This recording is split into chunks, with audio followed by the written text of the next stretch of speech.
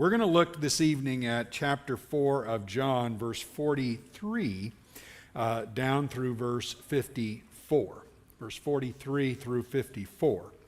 So notice, let's read the text together.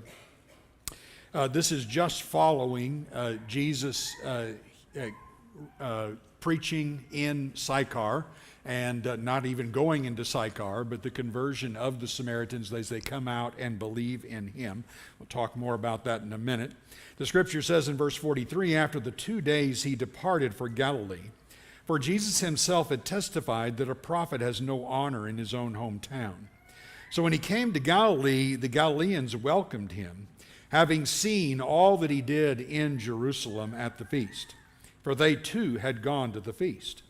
So he came again to Cana in Galilee, where he had made the water wine, and at Capernaum there was an official whose son was ill.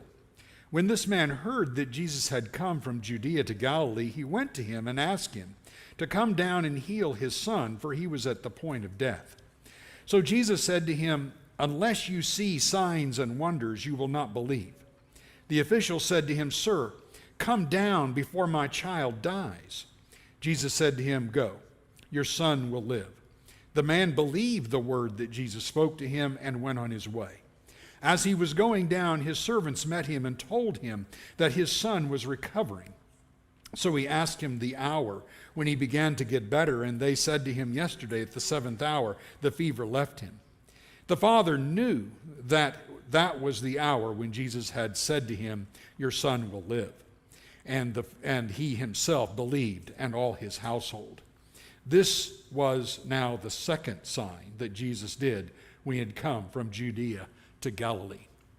All right, the important thing that I want us to first off see here, just as far as introducing this, is that everyone today who call themselves Christians would tell you they had faith. That would be an obvious, wouldn't it? But as we have noticed oftentimes in the book of John, one of the key themes of John is differentiating between people who say they have faith and people who have faith that's acceptable to Jesus. And that's exactly the situation we've had here ever since back in chapter 2 and verse 23 and following, where many believed in Jesus, but he did not entrust himself, same word, believe, in them. And then Nicodemus becomes a beginning example of that, who says, oh, you're a teacher come from God. And Jesus turns around and says, well, unless you're born again, you're not going to enter the kingdom of God. And then we have this different picture with the Samaritans, as we noticed a couple of weeks ago. We have a picture of individuals who never even see Jesus before they believe in him. They believe in him based on even a word brought by a woman who goes into the city and says, could this not be the Messiah? And they even say later, we believed on basis of your word. Now we've gone out and heard him, and now we believe on the basis of what we're hearing from him. And the unique part of this is he never did a miracle in front of anybody at Sychar. And yet they believed based on the word. The critical message that keeps coming up in the book of John is that John is giving us signs, not just miracles. We've said that before. You know that. He's giving us signs. Signs have something that goes beyond the wow of the moment, the wow, that was really neat, like Herod wanting to see Jesus because he wanted to see a sign, but he had no interest in believing. So there is an enamorment with the signs, with the miracles, but not an enamorment with what does the sign mean? What's the critical message about Jesus that John wants to get across to us? I would suggest to you even that those who simply see the sign are the ones who are the partial believers. The ones who are simply, I should have said that wrong, the ones who simply see the miracle are the ones who are the partial believers. The one who see the sign and are able to see the message behind the sign are the ones who become the true believers and those who are acceptable by the Lord. So we're setting that up there in a contrast that John is giving here. And as we begin, my what I want you to understand real carefully is that we need to be aware that John's movements and messages and accounts have connections here. We're not just Nicodemus, Sychar, now the nobleman's son, who is from Capernaum. We're not just looking at it that way. There is a connection and a theme that comes through each of these points. They're not independent events here. So let's notice and make these connections here. First, look at verse 43. Verse 43, after 2 days he departed from Galilee. He's been in Sychar. You'll remember back in chapter 4, verse 3 and 4, the scripture said he was headed to Galilee, and he said he must needs, as the old versions say, he must needs go through Samaria, or he needed to pass through Samaria. He had an appointment with a woman who he didn't know that he had an appointment with her. He had an appointment to meet up with that woman. And he goes through Sychar, spends 2 days in order to do that, and then continues his journey on to Galilee. Notice verse 44, and you see an interesting connection. For Jesus himself had testified that a prophet has no honor in his own hometown. To me, that isn't just a weird plug. It's just, we're going through here. He leaves Samaria, Sychar. He leaves the area, and he goes up to Galilee. And John just throws in this parenthetical. By the way, Jesus even testified that a prophet isn't accepted in his own hometown, and that's where he's going. So John is giving us alert here. He's alerting us to the fact that he is moving from an area in which they accepted him based on his word to an area he has already done a sign and they've rejected him. He's going to come back and he's going to do another sign and they're going to reject him again. There's a contrast that's going on between them. And that is an important picture that you want to see here. Secondly, as I've mentioned before, there's no sign in Samaria that's done. There's already been a sign done in his hometown. So again, you've seen the contrast that's given there. Then you notice in verse 54, he ends the section by saying this was now the second sign that Jesus did when he had come from Judea to Samaria, or Judea to Galilee. Again, no sign in Samaria. 2 signs now in Galilee, and John testifies about him that this Galilean area where his hometown is and homeland is, this is an area that will not accept him. They already are pointing that out there. So we're seeing these connections. So that stands out first and foremost so that you will be able to understand. This is not just John going, let me throw another miracle in at you. This is not John going, well, let's just multiply some miracles here just to impress you. There is a message that's going on here that John wants us to see. And the little statements that John makes are not disconnected from the message he wants us to see. And that's really important to notice.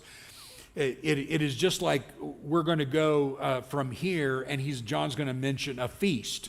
And then in chapter 6, he's going to mention the Passover at hand. In chapter 7, he's going to mention tabernacles at hand. And every time he says something like that, you do not want to look at it as just, historical statement. John has a purpose, and you always want to connect the purpose. So in this particular case, the real operative verse is verse 44. A prophet, Jesus testified, a prophet has where's my water? Got it. A prophet is not without honor in his own hometown. All right. Now, let's go on from there and let's see the contrast in faith here. There's a contrast that you're going to see that goes on with the faith that you're going to see between Sychar, Samaria, and these individuals. And we've already noticed the contrast between 44 and 45, but look at 45. A prophet who was without honor in his own hometown, and then the Galileans welcomed him in verse 45. You notice that? That sound contradictory? That sounds weird, doesn't it? John goes, He's not going to be accepted in his hometown. So I just want you to be alert to that. Just want you to be aware of that. And then the very next verse, John writes, and he came to Galilee, and the Galileans welcomed him because they'd seen all that he had done in Jerusalem at the feast, for they too had gone to the feast. And you're going, what are you talking about, John? Well, what I'm talking about, John is saying, is this. Even though that may seem odd, they welcomed him, but the reason they welcomed him is what they had seen him do at the feast. This should remind you, if you turn back to chapter 2, remember back there, if you turn back to chapter 2, verse 23, this is an echo that we have already noticed. 2:23. Now when he was in Jerusalem at the Passover feast, many believed in his name when he saw the signs they were doing. But Jesus on his part did not entrust himself to them because he knew all people. Mentioned at the beginning, entrust and believe, exactly the same word in the Greek. He didn't believe in them. He didn't trust them. And that is exactly what we'll keep seeing here throughout the text in John. So this then is echoed here in this place as well. They believe, but they believe based on signs, and the signs never are enough. He gets no honor from them. He's not honoring them. They are just amazed at the signs. That's going to be emphasized even more now. Look at verse 48. So Jesus said to him, this is when the man from the nobleman or official from Capernaum comes to him, and Jesus says to him, unless you see signs and wonders, you will not believe. You notice I put on the screen the word you here in the text is plural. So Jesus is not just talking to the man. When the man comes and says this, he uses the opportunity to speak to everybody there. Unless all of you see signs and wonders, you will not believe. Now there's that indictment and confirms what we're saying when we look at verses 44 and 45. He has no honor here. They welcomed him, but they continue just to see signs. The motivation is wrong. And this is going to be a tremendous and important lesson for us as well. Unless you see these signs, you will not believe. And so what that brings, and we stop right here and just point out, here's a big lesson, a big critical question then for us. Why do you believe? You know, I know, everybody goes, well, what kind of crazy question is that? Why would I believe? Well, because, he's Jesus, he's Son of God, he's all of this. No, what's your motivation? What's your motivation? These people believed. He's already said, he talked about them as believers there from Jerusalem and those individuals. Why do you believe? There's all kinds of reasons that could come out. Maybe you believe because your peer group believes. And you know that if you didn't fall into place with that, if you didn't believe like they believed, if you didn't follow along with that you would not have the same friends that you have. And that would be uncomfortable for you. And so it's easy to do that. I've got a lot of peer group. I got a lot of people that believe as well as I do. So I want to believe as well. Maybe you believe because Jesus is popular. Popular again in the group where you're. It's easy to do that in the South. Lots of people believe. It's the simplest thing in the world to talk to a next door neighbor about Christ. They believe. My neighbors all believe. None of them want to do a blooming thing about it, but they all believe.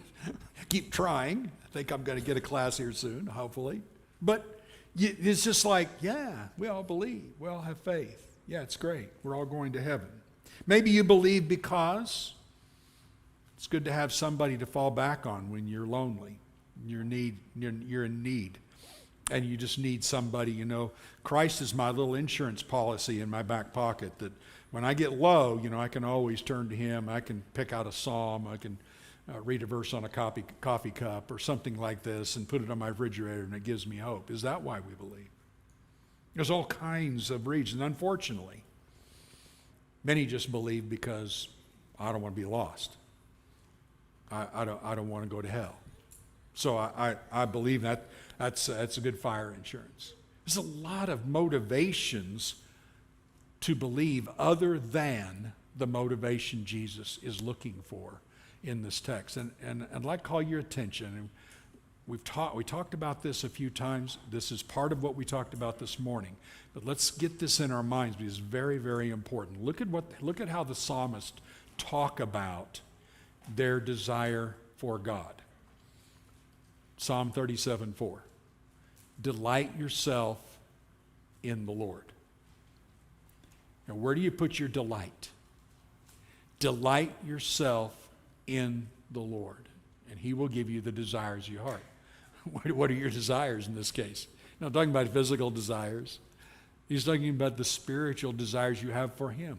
Delight yourself in. Now, how would I might fill in that blank if the psalmist didn't write in the Lord? How would that blank be filled in my life?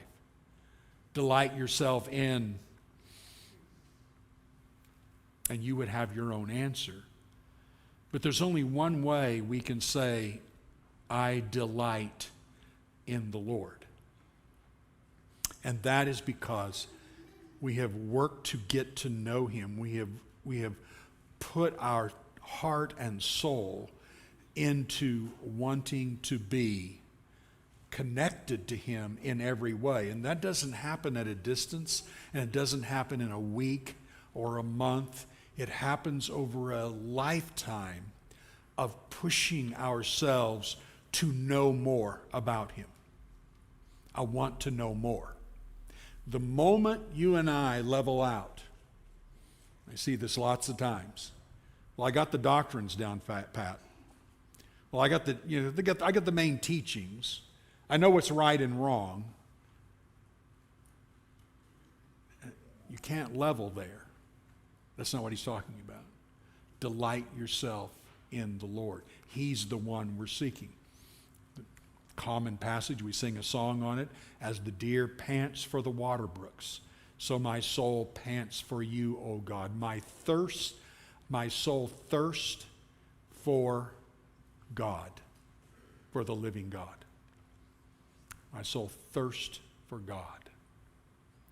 Are you thirsty for God? Isaiah talks about this in Isaiah 55 and emphasizes the idea of everybody hungers and thirsts. The question is, where are you going to quench your thirst? Will God quench your thirst? Do you understand He's the only one that can quench your thirst? Or are you going to buy water and drink and food that will not solve your hunger and thirst problem? He is the only one that can do that. Again, they drink their fill of the abundance of your house, and you give them to drink the river of your delights. Again, the hunger for the abundance in God's house and the abundance of delights that God has. And then one more. Oh, taste and see the Lord is good. How blessed is the man who takes refuge in Him.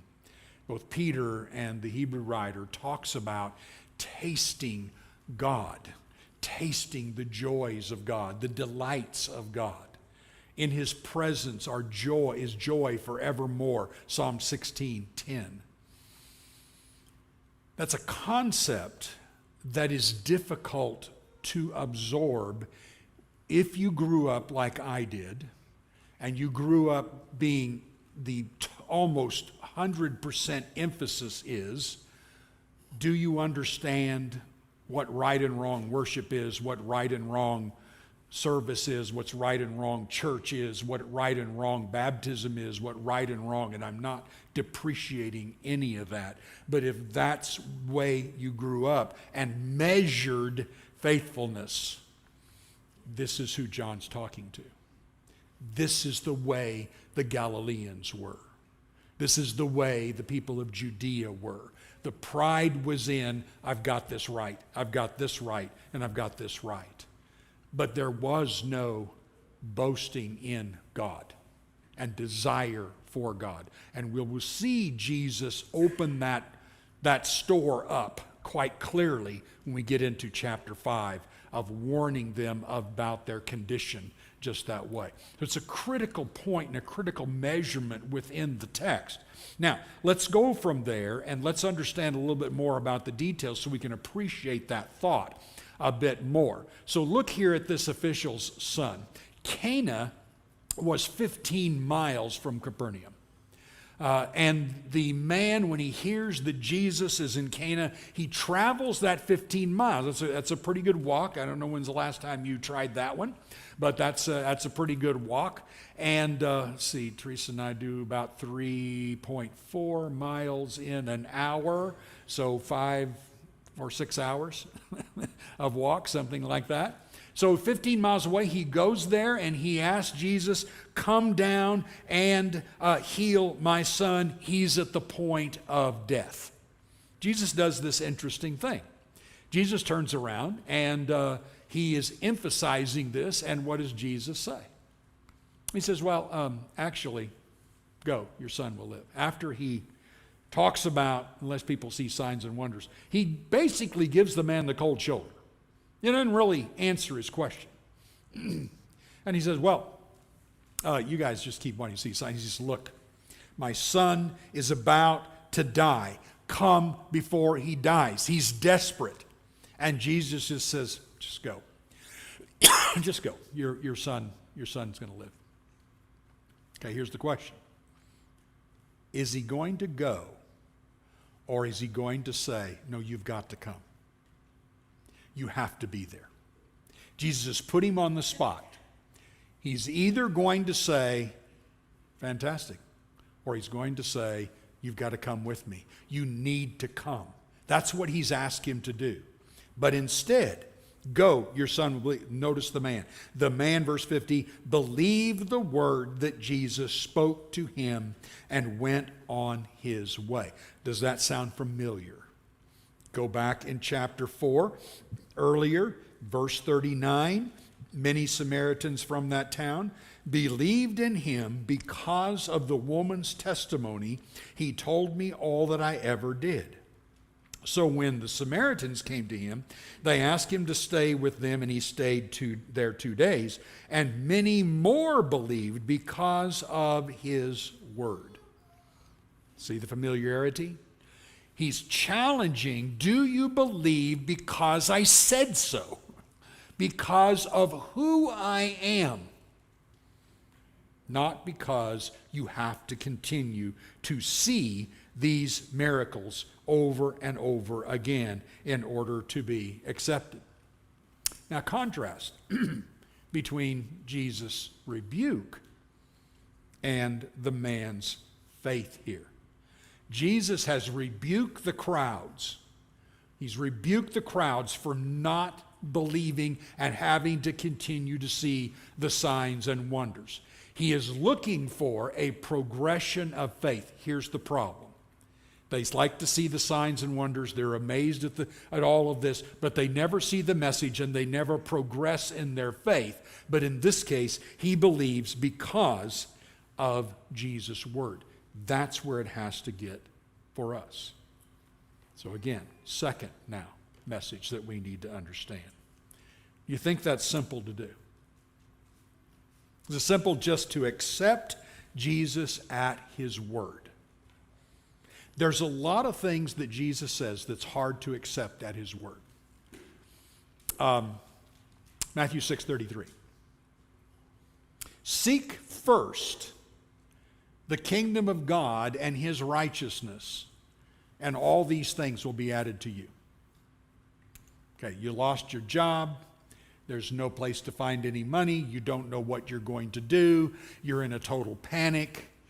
Chip and I were talking yesterday about having a boss walk in and just say, by the way, we need to meet with you, and human resources is going to be here too. You're like, what? What's it about? Not telling you. Oh, goodness. There's like this immediate panic.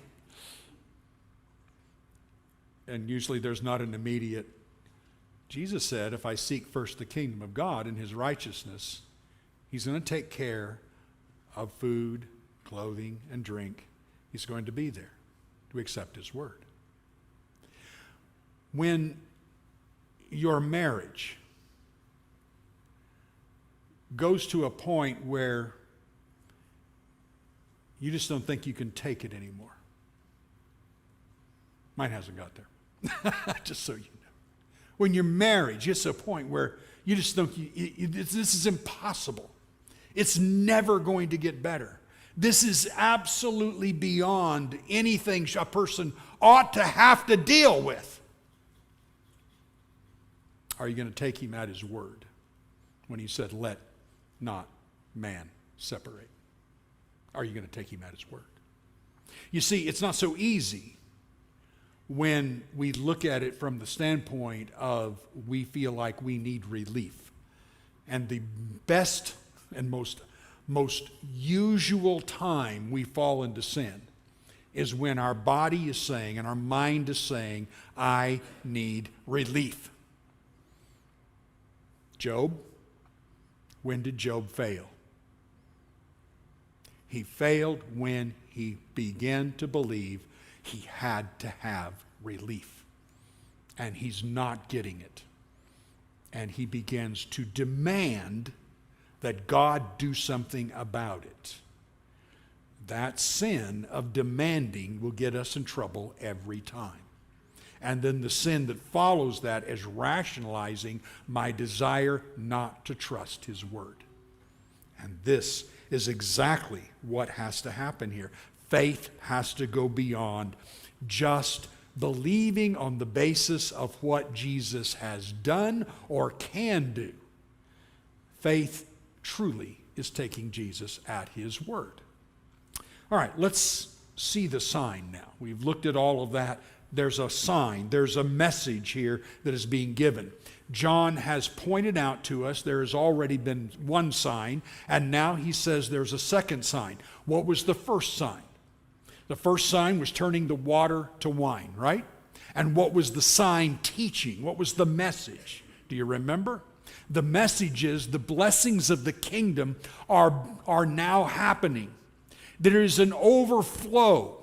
There's 180 gallons of wine that has been made out of water. And there is a picture of the overflowing blessings of God's kingdom. What now is the second sign giving? Notice here the words. Come down before my child dies.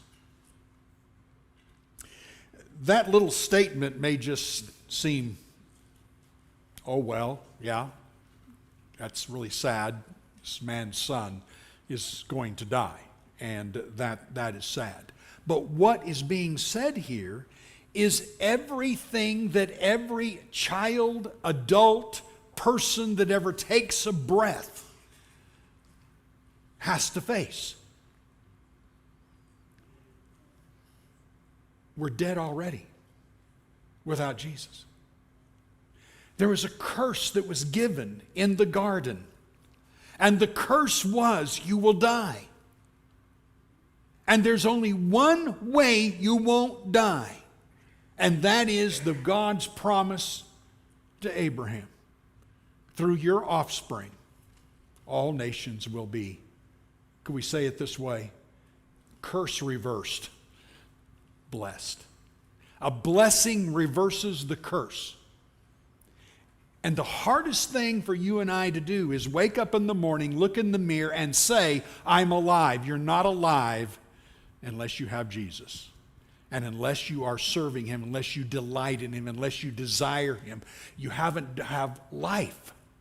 Life only comes that way. The man looks at Jesus and says, you've got to come before my child dies. He recognizes there isn't any way that he is going to live otherwise. That's the curse. As we look in the mirror and watch ourselves age, I always think of God saying to Adam in the marginal reading, it'll oftentimes point out, in the day you eat of the fruit, dying you shall die. And you a lot of times have heard me say, it isn't the die part that is most disconcerting. It's the dying part. It's the lingering part. It's the part where there's suffering and there's difficulty and there's hardship. It's that part that we deal with, but it is a message. You are dying. And the physical picture of dying is only a physical picture of a spiritual death that's happening without Jesus. He's the only source. He's the only one. There isn't any other way. You can hear people talk all different ways and way you're going to get to heaven, but Jesus is the only way. Notice the words, by the way. The word live is used 3 times in the text. Jesus says to him, your son will live, verse 50. Again, verse 51, New King James, your son lives. Again, in verse 53. And he says, the Father knew that it was the hour. Jesus said to him, your son will live. The emphasis in the text 3 times, your son is going to live. My son is about to die. You have to come. He's under the curse of death. You have to come. Jesus, your son will live. Your son lives. It was that hour in which Jesus said, your son will live. This is the giving then of life. Now, final message. The blessing of Abraham is the life that is in the son. Think about what Abraham went through.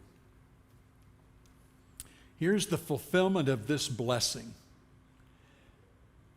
Remember when God said to Abraham, Abraham, Abraham, and Abraham said, here I am. He said, I want you to get up in the morning and I want you to take your son, your only son whom you love, and I want you to travel 3 days to the mountain I will show you, and I want you to offer him as a burnt offering on that mountain. And Abraham rose early in the morning, and got up and prepared the donkey and got the wood and told his son and got a couple of servants and said, we're going to make a sacrifice and it's 3 days away and here we go. He believed no matter the cost. And when Abraham lifted his knife to kill his son, of course the angel stopped him, but the Hebrew letter says that he received him back as one raised from the dead. A lot of you I talked about this morning as we were having in the lesson, the song we sang about Jesus' dead body suddenly breathing. Suddenly breathing. The quiver of his body, the life that was given, and suddenly he takes a breath. And the victory over Satan was had at that moment. He conquered him. He conquered him completely and totally. Real disciples, true disciples that are talked about in the book of John, trust and believe in him no matter the cost. So often when I think of a difficult decision, I think about what it's going to take and how hard it's going to be to trust his word on this. I think of Abraham and God saying, kill your son.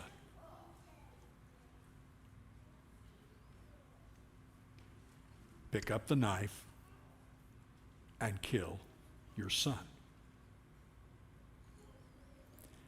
Abraham's taking a guess. Well, he'll probably raise him back.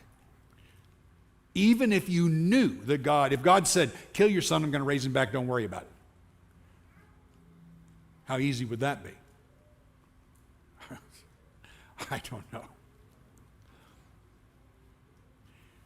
Pick up the knife.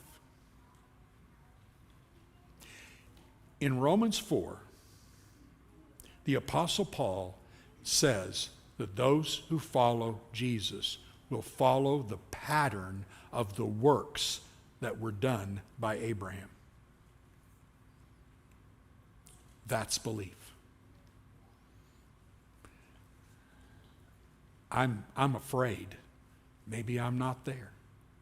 But every day of your life and every day of my life, God has ramped up that little obedience thing just a little higher. He's put you through something a little more difficult and ramped up that idea. Are you progressing in your faith from, I'm impressed with what he does, to being impressed with who he is? That's the question. Are you just impressed with what he does? Or are you impressed with who he is? And you're coming to him because of who he is. True belief. True belief. Some believed, some are amazed, some think it's great. Others believe just on the basis of his word. That's where we are. That's what we have to believe. If you're not a Christian, I want you to think about your condition. Where is your faith? How is your faith progressing? Is it a faith just because Jesus did some great things? Or is it a faith because you really desire him? You delight in him. Your envision of being in heaven in eternity is being with him. There is no heaven if Jesus isn't there. There is no heaven if you're not in his presence. There is no heaven if you're not tasting the delights of who he is and what it is like to be there in his presence. That's what we need to strive for. We can help you. Please do so whilst together we stand and while we sing.